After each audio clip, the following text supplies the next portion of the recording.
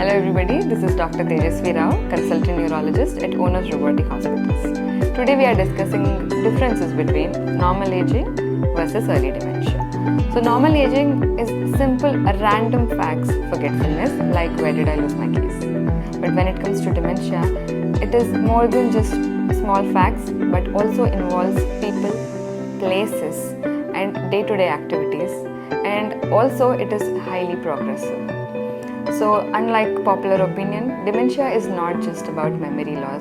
It is a suboptimal functioning of everything that the brain is responsible for. People may miss minor differences in the functioning of the brain which a neurologist can identify, because dementia is usually associated with confusion, personality changes, difference in the style of walking, motion and urine differences, and many more things.